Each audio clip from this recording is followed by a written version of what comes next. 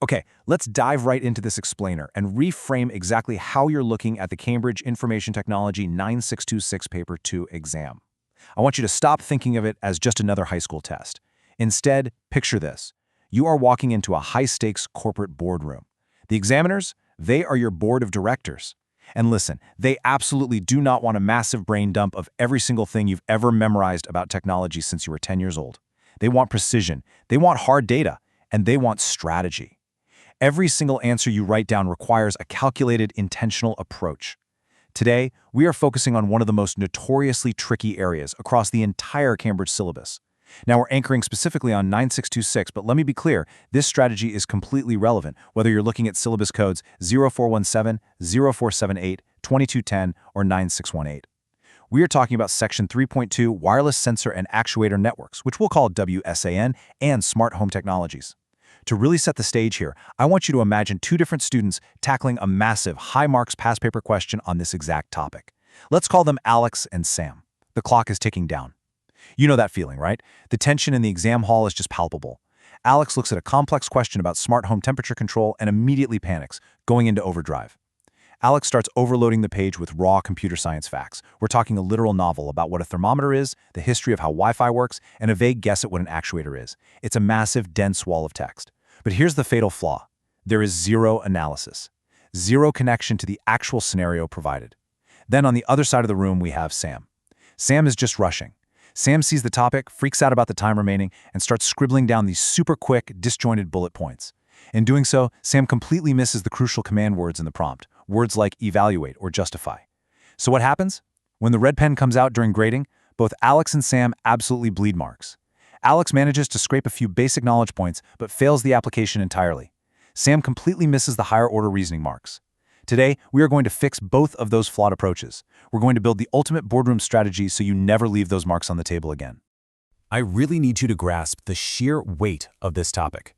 The WSAN and smart home sector accounts for roughly 15% of your total paper marks. It's sitting right here in this one conceptual area. 15%! Think about that. That is not just some minor footnote in your textbook that you can skim over the night before. That is a grade-defining anchor. If you treat this topic as just a handful of basic definitions to memorize on flashcards, you are leaving an enormous amount of mark potential completely untouched. This 15% acts as a massive differentiator between a standard passing grade and the elite top-tier marks. The examiners know this. They know that WSAN concepts require you to integrate your hardware knowledge, your networking principles, your understanding of data processing, and, most importantly, real-world application. It's the ultimate test of your syllabus mastery. When you realize that 15% of your entire pitch to the board relies on this single interconnected topic, your entire preparation strategy has to shift. You have to move from passive reading to active, strategic formulation. Before we continue, subscribe to our YouTube channel, Ace the Exams, at acetheexams_IGCSE to excel in your Cambridge examinations. Click that subscribe button and hit the bell icon right now. Having that consistent strategic edge is exactly what turns a highly stressful exam season into a series of predictable, completely manageable tasks. So make sure you are locked in with us. So, our agenda for today essentially reverse engineers the perfect exam answer. We'll uncover the true mark potential of WSAN, master the procedural framework to avoid the mistakes Alex and Sam made, expose some critical examiner traps, unlock what I call the method mark strategy, and finally peak with evaluative thinking for those absolute top-tier marks. Let's move right into our first section, the WSAN mark potential.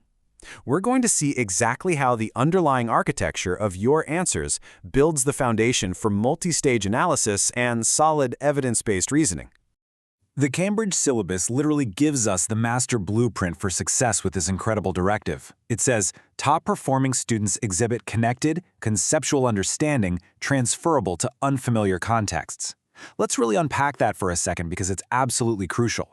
Top-scoring candidates don't just memorize the definition of a light sensor or a water valve and call it a day. They utilize precise definition, sure, but they make cross-topic connections to demonstrate deep conceptual mastery. When they say transferable to unfamiliar contexts, what they mean is the exam might throw a smart home scenario at you that you have never, ever studied before. Maybe it's an automated greenhouse network. Maybe it's a highly advanced security grid in some futuristic corporate building. If you just memorized a basic textbook example of a smart thermostat, you're going to freeze up. But if you actually have that connected, conceptual understanding, you'll immediately realize that the core principles of WSAN remain exactly the same regardless of the setting. It's a loop. Sensors capture the data, analog to digital converters, or ADCs, convert it, microprocessors analyze it against preset parameters, digital to analog converters, DACs, convert the signals back, and finally, actuators perform the physical task. When you can take that conceptual loop and seamlessly apply it to a totally unfamiliar context, you instantly elevate your answer from average to exceptional. Moving on to Section 2, Mastering the Procedural Framework. This is exactly where we shift away from rote memorization to a strict, disciplined methodology, fixing the fatal mistakes that cost candidates their grades. To execute this properly, we use our computer science success blueprint. It starts with decoding the command words. If the prompt says describe, it requires characteristics. If it says explain, it requires reasoning. Evaluate requires a balanced argument. Remember Sam missing these completely? Let me walk you through the definitive 5-step framework to ensure you never, ever leave those marks behind. Step 1. Deconstruct the question. Literally circle the command word and underline the specific context. Step 2. Extract relevant data constraints from any provided diagrams, charts, or scenarios. Step 3. Select your analytical framework. This is where top students deploy the PEAL method: point, evidence, explanation, and link. Every single paragraph needs to follow PEAL. Step 4. Execute with clear notation. Step 5. Present with correct terminology. Instead of writing something casual like the brain of the computer turns on the heater, you write the microprocessor sends a signal to the actuator to open the heating valve. Let's actually do a live mental rewrite right now. Think back to Alex's original flawed answer. Alex wrote, a temperature sensor reads the heat and sends it to Wi-Fi to make the room warmer. Ouch. Let's apply our framework. We deconstruct, extract, and apply the correct terminology using PEAL. Our new board-ready answer is, the temperature sensor captures continuous analog data, which is passed through an analog to digital converter. The microprocessor compares this digital data against the preset threshold of 22 degrees Celsius. Since the reading is lower, it transmits a signal via the local WSAN protocol to the actuator, which physically opens the central heating valve. Look at the difference. Those red pen marks from Alex's answer would instantly transform into green check marks. That is the true power of a procedural framework. Stop scrolling. Subscribe to our YouTube channel, Ace the Exams, at acetheexams_IGCSE to excel in your Cambridge examinations. We've helped thousands of students improve by 2 to 3 grade boundaries. Join them right now by subscribing to at acetheexams_IGCSE and turn on all notifications so you never miss our weekly exam strategy sessions.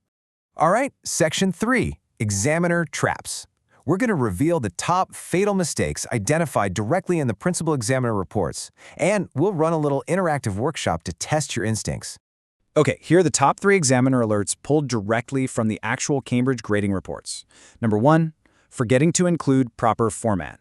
Number 2, forgetting to check format and presentation. Number 3, answers are not specific to the given context. Did you notice how 2 out of those 3 are entirely about formatting and presentation? It's wild. Students unnecessarily bleed completely easy marks by ignoring proper conventions. Let's do Challenge 1, the data scan. I want you to imagine a highly complex WSAN routing table on your screen right now. It shows sensor node battery life on one axis and transmission latency on the other. You have a 60-second visual countdown timer ticking away in your head. Go. Now your job isn't to read and memorize every single digit in that table, it's to extract the core trend. The trend might show that as transmission frequency increases, the battery life degrades exponentially. If you can quickly extract that core trend and present it clearly using correct headings and annotations, you satisfy the examiner's desperate plea for proper presentation. They want clean, logical data extraction. They absolutely do not want a chaotic jumble of panicked thoughts. And this brings us perfectly to Challenge 2, Find the Flaw. This addresses that third examiner alert about context. Let's compare a totally generic, mark-losing textbook response against a highly targeted, context-specific answer. Listen closely to this flawed sample paragraph. Wireless sensor networks use Wi-Fi or Zigbee to connect devices. This allows users to control their home remotely. It is very convenient but can be hacked. Okay, can you spot why that loses marks? The examiner commentary would rip that paragraph apart because it's a generic textbook answer. It could apply to literally any smart home question ever written in the history of the exam. Now let's do Challenge 3, speed writing. You have 30 seconds to mentally craft a perfect PEAL paragraph. Let's say the specific context provided is an elderly care smart home. where a pressure sensor on a bed detects if a patient has fallen. Here is what a context-specific, top-tier answer looks like.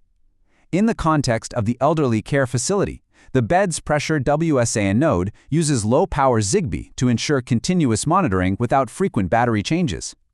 If the pressure drops unexpectedly during the night, indicating a potential fall, the system bypasses standard latency protocols to immediately actuate the emergency lighting and alert the nurses station, mitigating severe injury.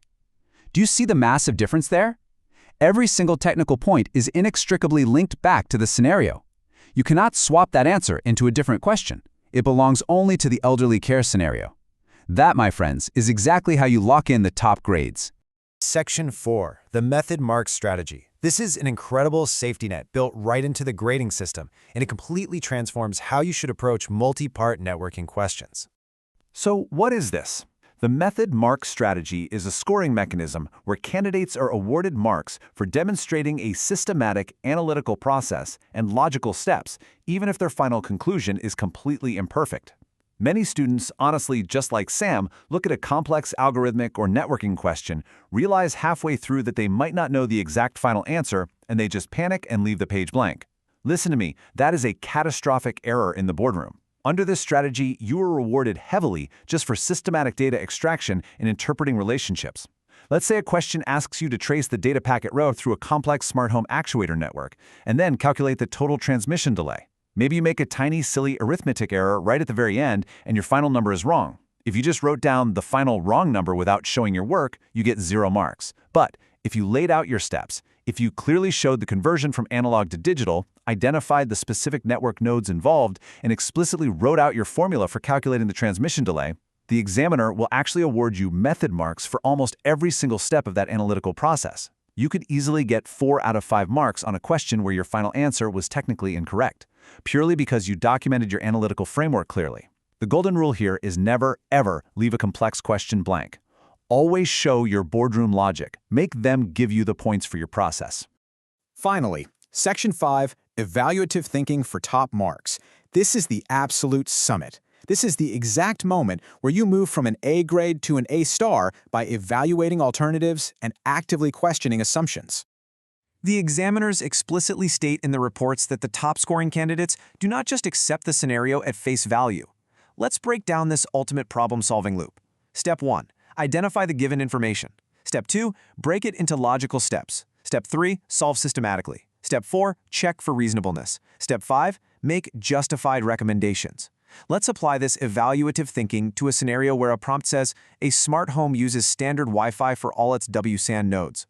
An elite candidate identifies that given information immediately. Then, they break down the limitations. They know that Wi-Fi has notoriously high power consumption and can easily suffer from bandwidth congestion. Next, they check for reasonableness.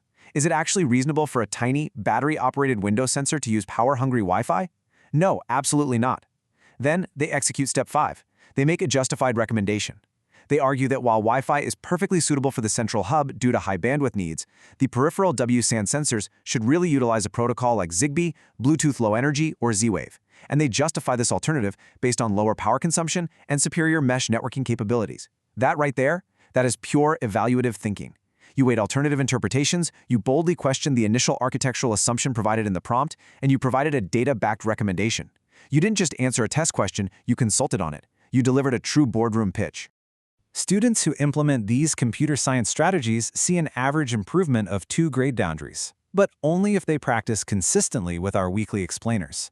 Knowing the Peel framework, understanding how to farm method marks, and decoding command words are incredibly powerful tools, but they require serious repetition. You have to actively train your brain to automatically approach 9626 Paper 2 questions with this exact methodology every single time you sit down to study. Consistency is everything. Here's your final reminder. Subscribe to our YouTube channel, Ace the Exams, at acetheexams_IGCSE to excel in your Cambridge examinations. Subscribe right now to @acetheexams_IGCSE and click that bell. Don't let another exam pass you by.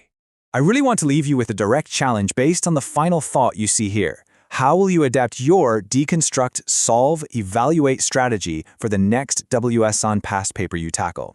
When you sit down with that paper, are you going to be an Alex, just frantically dumping facts onto the page? Are you going to be a Sam, rushing and totally missing the command words, or are you going to be the strategist who walks in and commands the boardroom? Drop a comment below with your target grade for computer science and the absolute biggest challenge you're currently facing. Our team responds to every single comment. Like and share this explainer with a study partner who needs to hear this. Ace the exams. Your Cambridge success starts here.